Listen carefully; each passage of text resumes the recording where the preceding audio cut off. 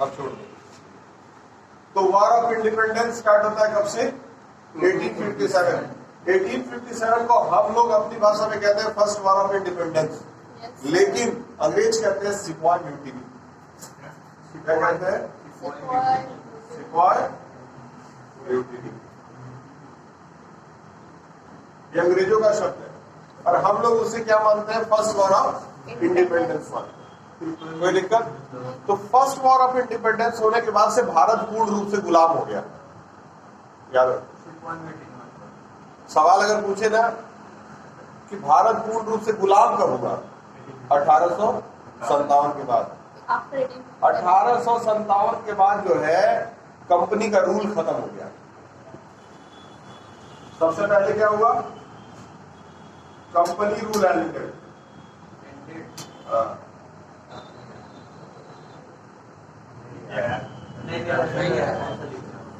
हाँ ठीक है। Company rule ended. Company rule ended. Company rule को एंड करने के पीछे कारण क्या था? पहले ईस्ट इंडिया कंपनी रूल कर रही थी ना। ईस्ट इंडिया कंपनी को क्या किया गया था कि जो इंग्लैंड का हुकूमत है, यानी कि जो वहां के क्वीन विक्टोरिया है, उन्होंने 10-10 साल के लीज पे उसको पूरे इंडिया को दे दिया था।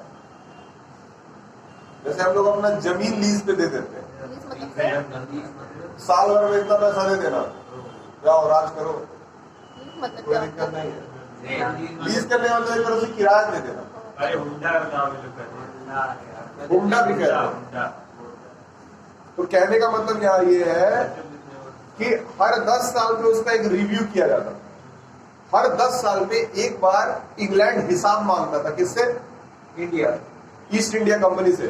बताओ कितना पैसा कमाए, कितना लूटे, लाओ हमलों का हिस्सा दो। 10 साल में मांगता था। अब जब ये 10 साल पे अपना हिस्सा मांगते थे, तो इस बीच जो यहाँ के ईस्ट इंडिया कंपनी के जो ऑफिशियल्स थे वो बहुत लूटते थे। किसको? इंडियंस को भी, और उनको भी बेवकूफ बनाते थे। 10 लाख कमाए इंडिया से, वहां के 2 ही लाख तो मिला है, इतना 2 ही लाख मिला है, क्या किया जाए? 1857 में इस चीज को बंद कर दिया गया और तब जाके गवर्नर जनरलों का रूल स्टार्ट हो गया। पहले 3 मेन टेरिटरीज बनाई गई। एक क्या? बंगाल, एक, और दूसरा 2 ही बनाएगा, एक बंगाल और दूसरा चेन्नई। बंगाल जो कि पूरे नॉर्थ इंडिया को कैप्चर करेगा और दूसरा चेन्नई जो कि पूरे साउथ इंडिया को कैप्चर करेगा। समझ में आया? ठीक। तो अब इसके बाद से कंपनी रूल एंडेड हो गया। दूसरा क्या था? Governor general. General were appointed. पहला गवर्नर जनरल वैरेन हेस्टिंग, याद रखिएगा। कौन था? Warren Hastings. Warren Hastings was the first Governor General of India, and the last Governor General of India, Sir Lord Mountbatten. Sir Lord Mountbatten. पहला वैरेन Hasting, दूसरा sir Lord Mountbatten. 1947 में देश आजाद हुआ। हाँ, लेकिन आर्मी जो थी देश की वो अभी भी लॉर्ड माउंटबेटन के पास। तो लॉर्ड माउंटबेटन जो है वो तब तक इंडिया में रुके जब तक 26 जनवरी 1950 नहीं आ गया। यही रहते, नेहरू के मित्र थे, नेहरू साथ रहते थे। हाँ, नेहरू अच्छे इंसान नहीं, सब अच्छे इंसान थे, सब अच्छे इंसान, कोई खराब इंसान नहीं है। कमियां सबके अंदर है, अच्छाइयां सबके अंदर है। उस समय नेहरू सबके लिए अच्छे थे, आज मोदी सबके लिए अच्छे हैं, कल होके कोई और अच्छा होगा। दुनिया अच्छा नहीं चलता है। कोई बात, गरीबों को लूटा जा रहा है। तुम्हारे लिए अच्छा नहीं है तो इससे कोई, तुम डेमोक्रेसी में रहते, तुमको अधिकार है किसी को भी गाली देने का। राज जैसे किसान दोस्त को भी लूटा जा रहा है। लेकिन उस मासूम का चेहरा, हम लोगों को डेमोक्रेसी के अंदर अधिकार है किसी को भी गाली देने का, लेकिन हम लोग सामने वाले को जितना गाली देते हैं वो उतना ही ज्यादा आगे बढ़ता है। ये भी ठीक जाता है। मैं गाली भी देता हूँ सर, अच्छा लगता है। हाँ, अभी क्या कह रहे हो? अरे मोदी कुत्ता। लेकिन आगे पीछे। लेकिन रिकॉर्ड हो अरे अगर कोई भी इंसान प्राइम मिनिस्टर है तो एज अ प्राइम मिनिस्टर उसकी रिस्पेक्ट होनी चाहिए। ठीक, बाकी आप उसको गाली देते हैं, क्या करते हैं? गलत बोलते हैं, इससे उनके लाइफ में कोई फर्क नहीं पड़ता है। इससे केवल हमारा जुबान खराब होता है ना, और कुछ नहीं होता।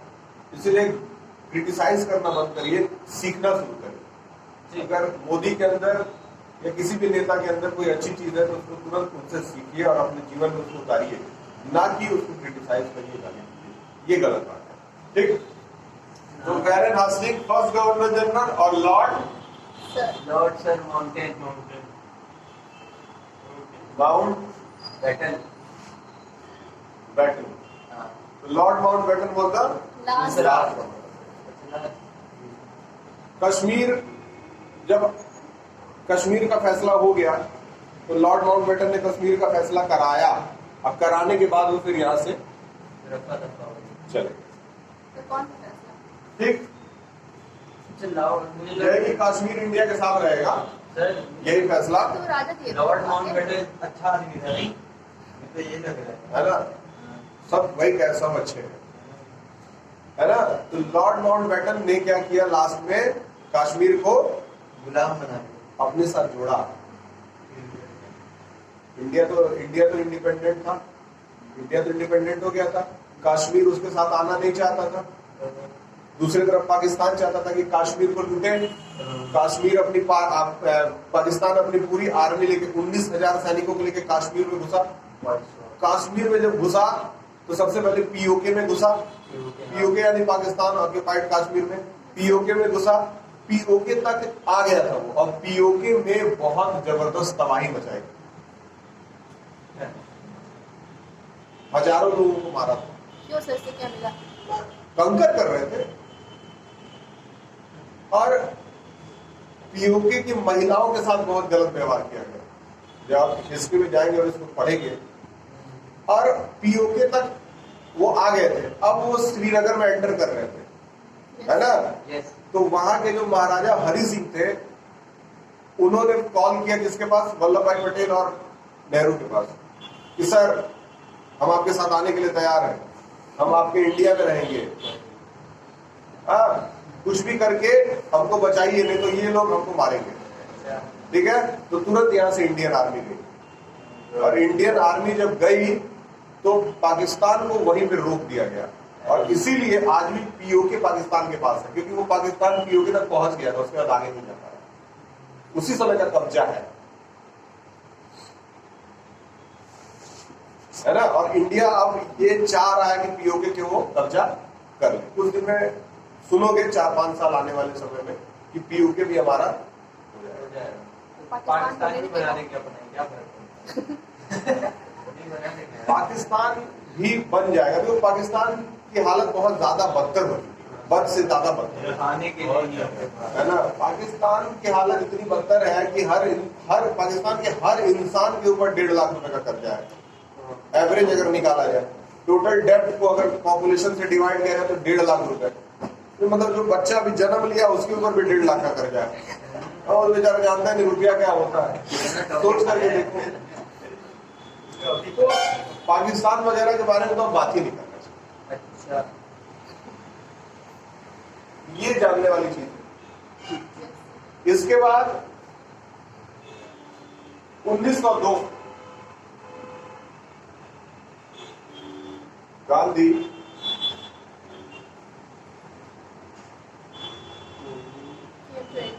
came to India first time। Africa sir, से वो बॉन्ड कहाँ हुए थे तब? इंडिया में पढ़ाई करने के लिए गए। और तो यही हुए ना, पढ़ने के लिए गए, पढ़ करके अफ्रीका भी गए। और वहां उन्होंने क्या सीखा, उन्होंने बैरिस्टर की डिग्री ली। जब हम लोग बैरिस्टर की डिग्री के बारे में बात करते हैं तो बैरिस्टर को कोई बहुत बड़ा पद समझते हैं, लॉयर लेकिन होते हैं सर। उसको एक सिंपल लॉयर कहा जाता है। बैरिस्टर वो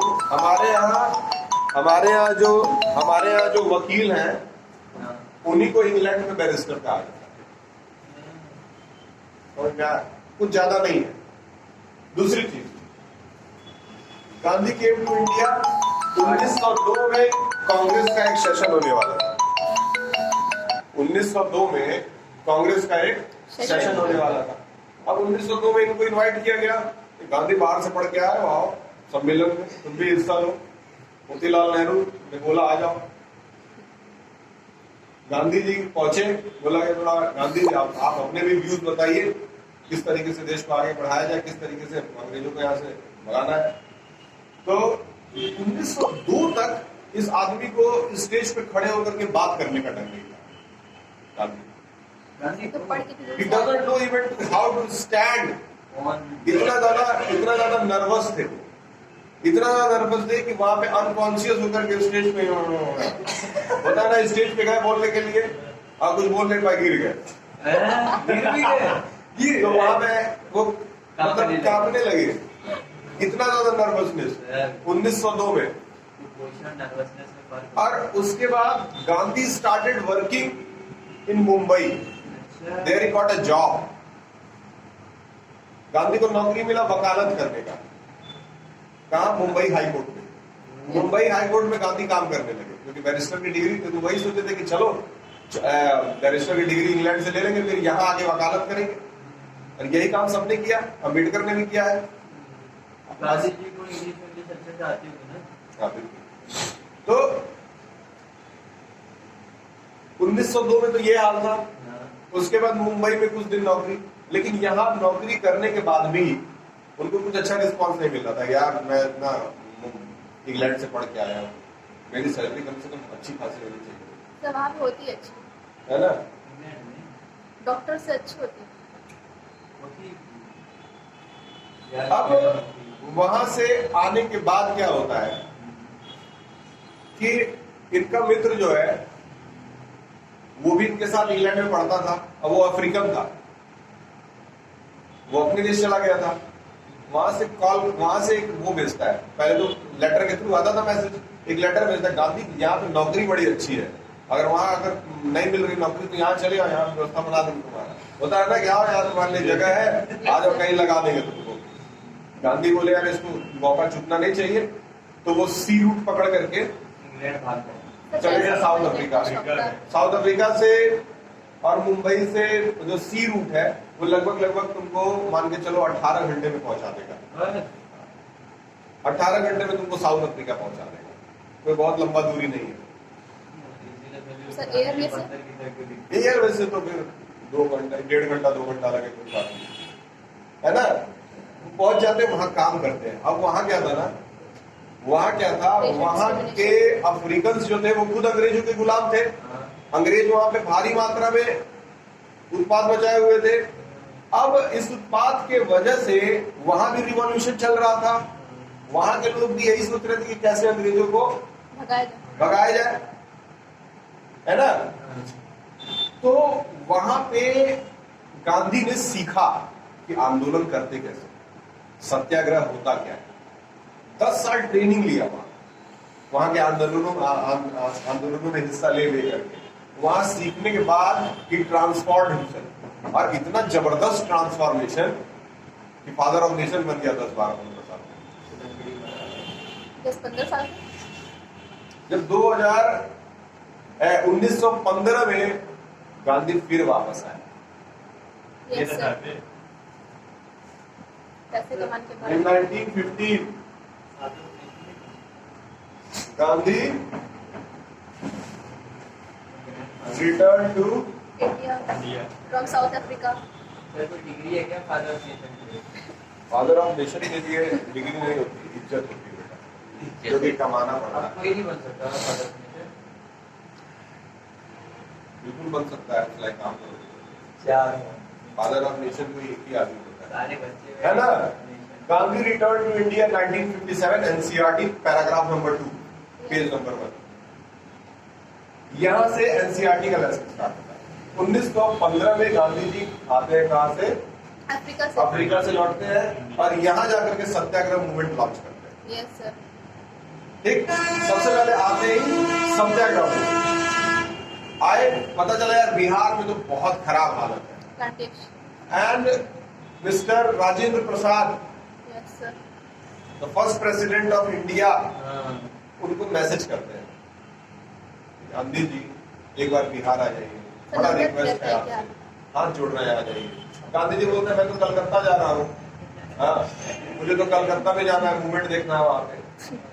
तो वो कस्तूरबा के साथ कलकत्ता चले जाते हैं। कस्तूरबा गांधी, हाँ उनकी बीवी, हाँ, वो भी तो बंदरिया कर लगती है।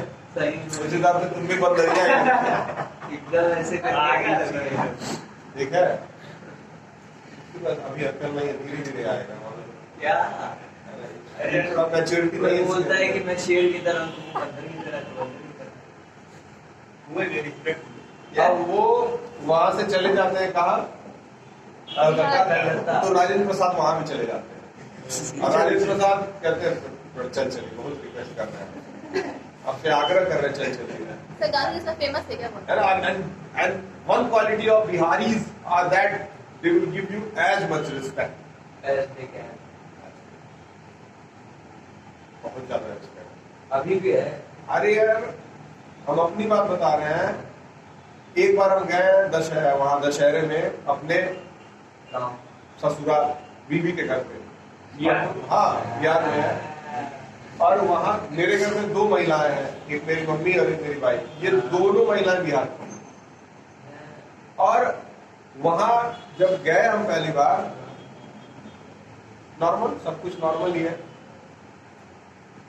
जब मतलब धीरे धीरे पता चला कि इनके घर आए हुए हैं, इनके दामाद जी आए हुए हैं, लगभग हर एक घर से एक आदमी आए हुए हैं, and more than 50 peoples came to meet me. ऐसा लग रहा था जैसे कोई विधायक ऐसे बैठता था ना, 2 लोग आते थे, और बाबू बातचीत होता था, वो उठते थे ना 2 मिनट के बाद फिर 2 और आ जाते थे, कभी कभी तो 8-8, 10-10 आ जाते थे। और उसी समय दशहरा था, तो मेला घूमने निकले, और वहीं से मेला देख कर पता चलता था इनके घर आए हैं। वहां का रिवाज है, मिलने आता। वहां का रिवाज है। और यहाँ का रिवाज क्या है? यहाँ का रिवाज है, घर आता है तो पानी पिलाया जाता है ना। वहां कोई भी आता था तो वो बैठता था, तो मैं बोलता था थोड़ा पानी दे दीजिए, मना करते तो वो लोग कहते थे पानी का है, मतलब वहां के लिए मतलब वो पानी वाले नहीं पिलाते, क्या बोले पानी का है, पानी का है मंगा रहे हैं। हाँ? तो राजेंद्र प्रसाद ने बोला साहब बस 2 दिन के लिए चल चलिए, नहीं गए गांधी जी, बोले अरे बहुत बिजी हूँ यार, पीछा नहीं छोड़ा, लगे रहे। एट लास्ट गांधी जी को लेकर के गए, कस्तूरबा गुजरात आ गई, वहां से वापस, और इनको साथ में लेकर के गए। और जब गांधी जी वहां पहुंचे हैं, हजारों के तादाद में जो है गांधी को क्या करने के लिए, रिसीव करने के लिए thousands of people standing at the railway station. वहां से नायक का जन्म होता है, इसका सर? नायक का वहां से है ना, नायक का जन्म अब होता है कि आप कहीं रेलवे स्टेशन पे ट्रेन से उतर रहे हैं, thousand of peoples are waiting, तो यहाँ होता है नायक का जन्म। ऐसा कभी होता है? अब गांधी क्या करते हैं, गांधी जाते हैं वहां पे चल रहा होता है इंडिगो वाला movement. Yes sir, plantation. Indigo वालों को मना करते हैं, जो प्लांटर्स थे उनको मना करते हैं कि तुम लोग इंडिगो मत लगाओ, क्या फायदा है, अनाज लगाओ, खाओगे तो। इंडिगो खाते हो क्या? इंडिगो वो कलर के लिए ना, हाँ, डाई के लिए। समझ में आ रहा है? अब इंडिगो मूवमेंट चलता है और इंडिगो मूवमेंट सक्सेसफुल हो जाता है। हाँ, गांधी जी एक लेटर लिखते हैं, क्लास 11 में है ये लेसन, ये पूरा लेसन ही दिया है, वहीं से मैं पढ़ा था, इसलिए इतना डीप नॉलेज है इसके बारे में। सभी पे चल नहीं, क्लास 11 इंग्लिश, मैं भी पढ़ा था सर। इंग्लिश में है? हाँ, और उसमें यही राजेंद्र प्रसाद और गांधी जी की कहानी दी थी कि गांधी जी को कैसे वो मनाते हैं वहां ले जाने के लिए। अब वो मना करके उनको ले गए, और वहां जाने के बाद मूवमेंट स्टार्ट हुआ। पहले उन्होंने वहां के गवर्नर जनरल को क्या लिखा, नहीं वहां का जो ऑफिसर था, चीफ ऑफिसर, उसको लेटर लिखा, यस सर। ये मेरा रिक्वेस्ट है, ये मेरे डिमांड्स हैं, इसको पूरा कर दो, पूरा करो, नहीं तो फिर मूवमेंट होगा। पहले वो सुनवाई नहीं करता है, लेकिन वो देखता है कि गांधी के साथ इतने सारे लोग जुड़े हुए हैं, तो फिर वो लेटर लिखता है, गांधी तुमको मैं रिक्वेस्ट कर रहा हूँ कि तुम बिहार छोड़ करके चल जाओ। गांधी जी कहते नहीं जाऊंगा, जब तक नहीं करोगे मेरा काम, जब तक हम लोग का एग्रीमेंट नहीं पूरा करोगे, बातों को नहीं स्वीकार करोगे, जाऊंगा नहीं। एट लास्ट उसको मजबूर होकर के जाना पड़ता है। क्या करना पड़ता है? वो करना पड़ता है, प्लांटेशन खत्म करवाना पड़ता है। तो एट लास्ट गांधी जी मानते नहीं है, You can be ठान free. लेते हैं कि मैं नहीं जाऊंगा, और वहां पे गांधी को अरेस्ट किया जाता है। और जब एक बार गांधी अरेस्ट हो गए ना, जब आप लोगों की भलाई के लिए अरेस्ट हो जाते हैं और वहां से जब आप निकलते हैं तो लोग आपको भगवान मानते हैं। तो वहां से गांधी जो है ना वो बहुत पॉपुलर हो गया। बहुत कितने समय बाद 1917 की बात है, मात्र लौटने के 2 साल के बाद कितने समय बाद निकले sir? Champaran Kheda Yes, sir. है ना, लगभग 1.5 से 2 महीने का जेल, और फिर 1.5 से 2 महीने जब हो गया ना वहां से निकले, तो उसके बाद लॉन्च होता है सत्याग्रह मूवमेंट। Yes, sir. और ये सत्याग्रह जो है लगभग हर राज्य में लॉन्च होता है, बंगाल में, बिहार में, यूपी में, गुजरात में, मुंबई में। सत्याग्रह मूवमेंट बहुत इंपॉर्टेंट, एनसीईआरटी का टॉपिक। तो जलियांवाला बाग भी ना। एनसीईआरटी का है? अब सब एनसीईआरटी बोल रहे हैं। सत्याग्रह मूवमेंट क्या कहता है? सत्य का आग्रह, सत्य का आग्रह। कुछ लोग तो सत्याग्रह तो कहते हैं कि सत्य बोलना, सत्य को आग्रह करना। सत्य का आग्रह करना। सत्य का आग्रह करने का मतलब होता है सत्य दिखाना, देना यार। समझे? तो अब गांव में जो जमींदार थे, उन जमींदारों से कौन बहुत परेशान रहता था? उन जमींदारों से पीजेंट बहुत परेशान रहते थे, है ना। गांधी जी ने उनको एक तरीका बताया। गांधी जी ने कहा कि देखो तुम्हारे पास 2 तरीका है, एक कि जमींदारों से लड़ लो और अपना जमीन ले लो, ठीक। दूसरा कि भिखमंगों की तरह उनके यहाँ जाके काम करो। हाँ? तो ये दोनों काम करोगे कुछ नहीं मिलना है, इसलिए मैं तुमको तीसरा रास्ता देता हूँ, सत्याग्रह का। और सत्याग्रह क्या कहता है? सत्याग्रह ये कहता है कि तुम अपना परिवार ले लो, तुम्हारी बीवी, तुम्हारे बच्चों को लेकर के जाके जमींदार के घर के बाहर बैठ जाओ, शांति से बैठ जाओ, खाना मत खाओ, पानी मत पियो, बैठे रहो। वो 1 बार देखेगा, 2 बार देखेगा, 10 बार देखेगा, 20 बार देखेगा, 1000 बार। उसको कभी ना कभी एहसास जरूर हो जाएगा कि इनकी जो खराब हालत है वो मेरे